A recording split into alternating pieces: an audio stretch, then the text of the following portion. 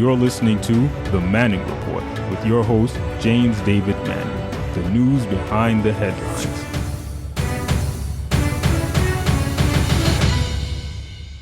Yesterday, I mentioned to you about Jeffrey Epstein's murder, specifically about Bill Barr's father, Donald Barr, and his association with Jeffrey Epstein. Now, we know that in the 1970s, Donald Barr, who is the father of Bill Barr, hired Jeffrey Epstein to work in the Dalton High School. That is a private school located here in New York City. And I mentioned to you yesterday, what was the connection with Donald Barr and Jeffrey Epstein and also Bill Barr? The fact that he hired Jeffrey Epstein, who did not have a college degree at the time, to be a teacher in a high school with boys and girls. I want to play some statements about this so you can hear it from a different point of view. I have a lot of information on this, and so I want to go over these things. Again, keep your mind open. They said that Jeffrey Epstein has committed suicide, but something certainly is not right about this story. And so we want to look at all of the facts. We want to look at what is true.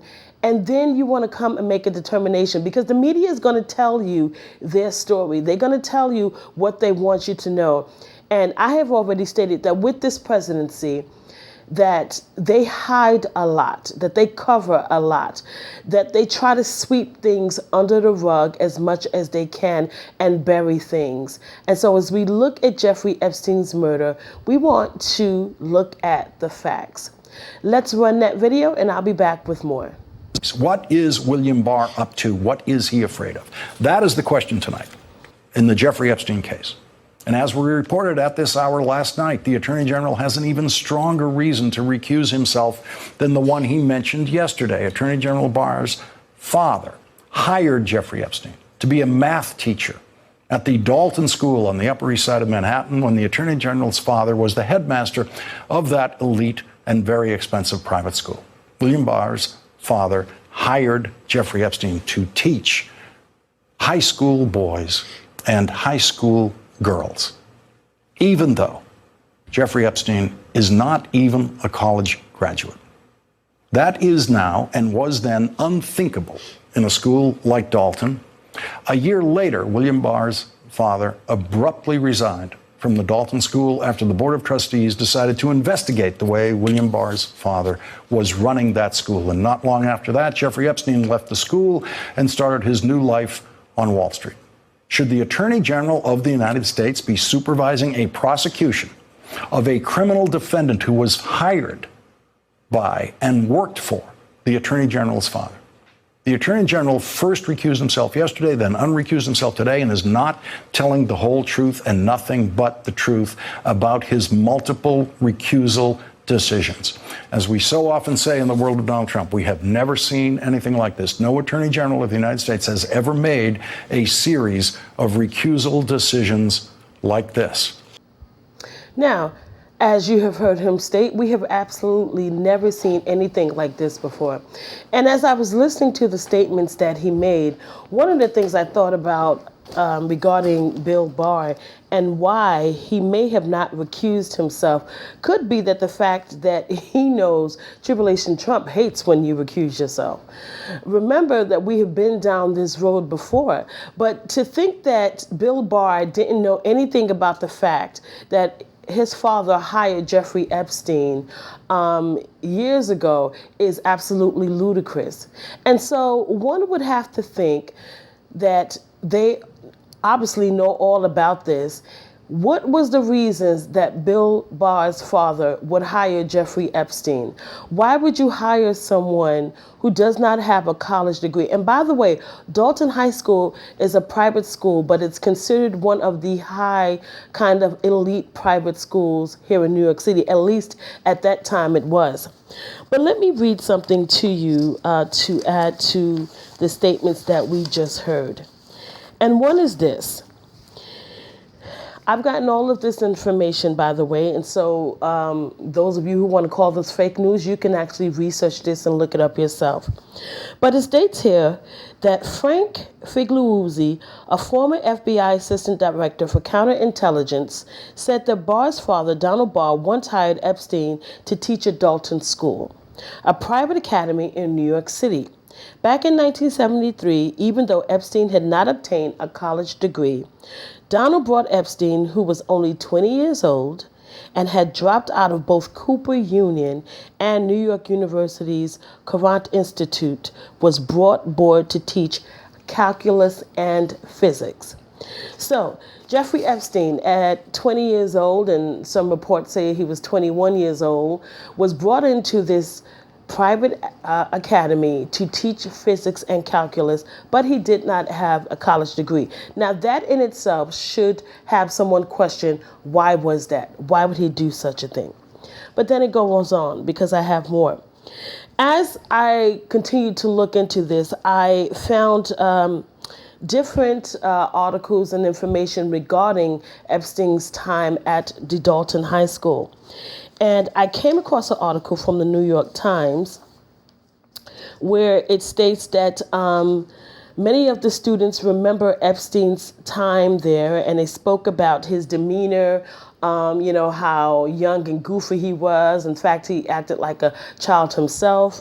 It spoke about how he taught, and it almost said, many of the articles state that he taught very passionately, that they found it very interesting, his relationships or his behavior towards female students, of course, towards the girls in this high school. But then I came across the fact that Epstein worked at Dalton High School. He was actually dismissed from Dalton High School, and it states because of poor performance. And then from there, he went on to work in Wall Street at the suggestion of one of the students' parents, is what the article state.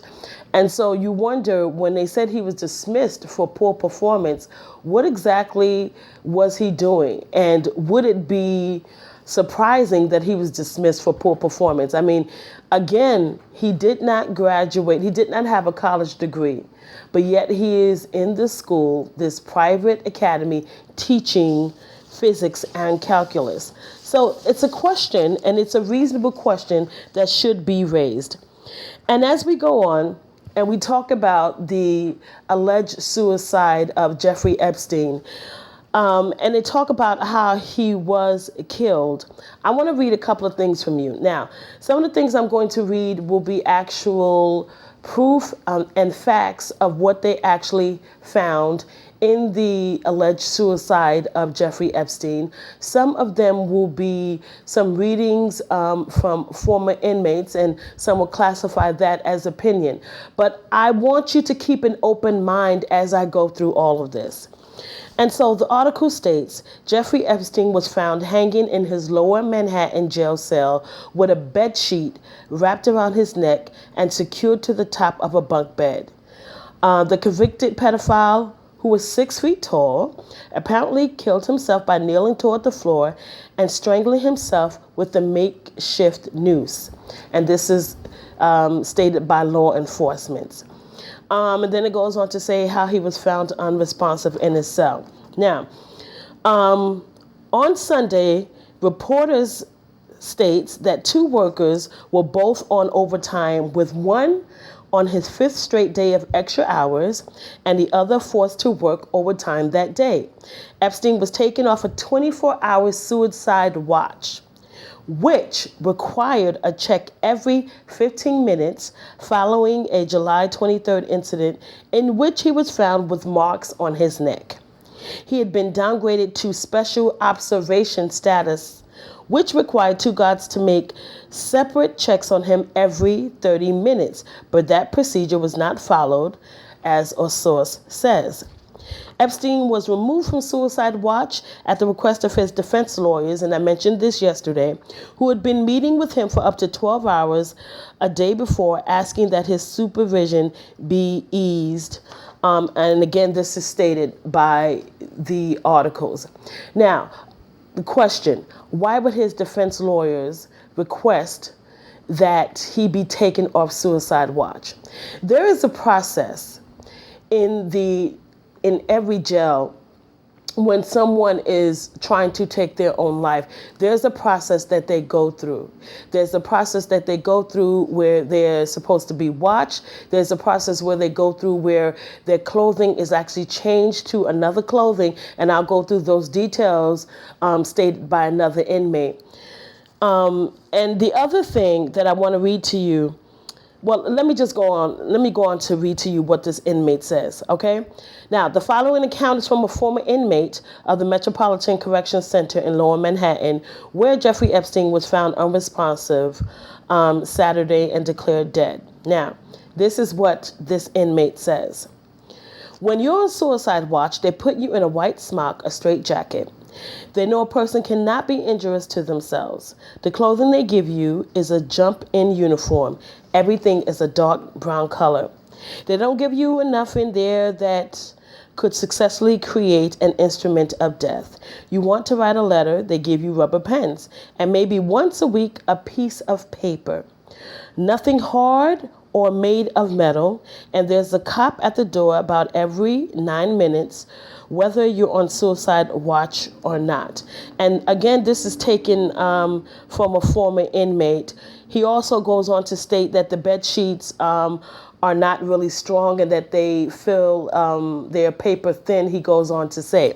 Now, as we look at all of this, again, keep an open mind, because obviously something is not right. When we talk about the guards checking you every 30 minutes, they did not do so in the case of Jeffrey Epstein. When we talk about cameras working, apparently the camera that was monitoring the area where Jeffrey Epstein was supposedly not working. And so we look at all of this, and not to mention, as we spoke yesterday about Horowitz, who was in charge at the time, who had no experience in dealing with jails. All of this just seems to be there's something that's absolutely not right. But you know, it makes so much sense when we're dealing with the present situation that we're in, and that is having Tribulation Trump as the president of the United States. Everything in this administration, everything during this time seems unreal. Everything during this time seems fishy. Nothing is clear. Nothing is truth. There's always something going on with this administration that just seems off. And so we look at Jeffrey Epstein, and yesterday I mentioned to you that he is connected to some very high-profile, powerful people, many people in which would not want their names to be connected to that of Jeffrey Epstein, many people that don't want their skeletons removed from the closet. And so when we talk about the death of Jeffrey Epstein and the alleged suicide, it is not hard to believe that there was foul play. Now, again, the conspiracy theory from Tribulation Trump is that the Clintons had something to do with his death. But just think about that statement for a minute. The fact that the sitting president, the illegal sitting president of the United States, is pushing a theory that a former president has something to do with the death of Jeffrey Epstein. Why would it be far-fetched to think that if the Clintons had something to do with the death of Jeffrey Epstein, that Tribulation Trump also could have had something to do with Jeffrey Epstein's death? We know that records state back in 2011 that Tribulation Trump barred Jeffrey Epstein from Mar-a-Lago for assault on a young girl at his club. He was barred from Mar-a-Lago. Obviously, Tribulation Trump is fully aware of all of this. And so when we talk about Tribulation Trump, and you know, when a person gets caught, he always goes on this rhetoric stating, well, I didn't really know that person that well. I knew that person as well as anybody else knew that person. I wasn't really close to that person. He wasn't really my lawyer. Michael Cohen wasn't really my lawyer. He just did little work for me here or there. I didn't really know this person that well. And so he has made the same statements regarding Jeffrey Epstein, that he didn't really know him all that well. But yet he barred him from Mar-a-Lago. And so we know that Tribulation Trump certainly does not speak the truth. But again, if he can push this conspiracy theory that the Clintons had something to do with it, and people are so ready to jump on that bandwagon and believe that, why would it be hard to believe that Tribulation Trump had something to do with it? Now, do we know that to be true? No. But I'm just saying, keep an open mind as we look at all of this. There's certainly something that's not right about Jeffrey Epstein. Now, someone could go on to say, Sabbath, if a person really wants to take their life, they will find any means to do so. And I would say to you, yes, you are certainly correct in that. But again, for the camera not to be working, for the guards to have not checked the way they were supposed to check, you're talking about a high-profile case. A high-profile case with a man like Jeffrey Epstein, who was on suicide watch. Why would he not have been continually monitored with such a high-profile case? Now, Bill Barr would try to throw everyone under the bus. He will not take the responsibility himself. He would try to throw every other person under the bus, as we had just learned that the warden that was there during that time has been reassigned someplace else. So he's going to try to throw everyone under the bus. And like Tribulation Trump, he's going to find no fault in himself, because of course it's everyone else's fault and not mine, though I am supposed to be the overseer, the head of all of this. And so as we continue to watch this case, keep an open mind. And again, the media will not tell you everything. They will not give you all of the information. But as I have just stated, all of these things, doing my own research, and again, you can also do your own research if you are at all interested in finding out the truth. You can find the truth here, as we will always speak to you the truth. So what actually really did happen to Jeffrey Epstein? Are we sad that he is gone? Certainly not. But would we want him to have his day in court, that every person who has been connected to him would be put in place, and that justice would be served for these many victims? Yes, we would. Is the truth ever going to come out? Probably not. Are the victims ever going to get justice? Probably not. I would hope that they would. But again, dealing with this administration, and more specifically Tribulation Trump and his gangster buddies like Bill Barr, they're going to try to do everything they can to hide the truth. Again, I want you to keep your mind open about all of this, because very soon this will be just another day in news, and all of this will be brushed under the rug now that Jeffrey Epstein is no longer here with us. But always remember that there is truth, and I pray that you are about the business of seeking truth. I know that there are many who don't care, who would take lies and excuses any day, every day. But for those of you who seek the truth, keep your eyes and your ears open, and keep your hand on Jesus. This is a bit of a news blog we do, looking at spiritual wickedness in high places for the most part, making some observations about it and giving people a biblical foundation to the way of interpreting, rather than have Sean Hannity or Laura Ingraham or Janine Pirro or Anderson Cooper or Rachel Maddow or Don Lemon, Rush Limbaugh interpret what's going on in the world. You come to me and I'll tell you based on what the Word of God says. They'll just give you their worldly, sinful view. But the Manning Report will tell you what God has said, whether to say yea or nay, whether to go or to stay. You'll be led by the word of Almighty God. Come to the Manning Report on a daily basis to interpret the spiritual wickedness in high places, because there's plenty of it. is going on. And so I am he. I'm the Lord's servant, James David Righteous Rebel Manning. And I'm here to serve you with news and information.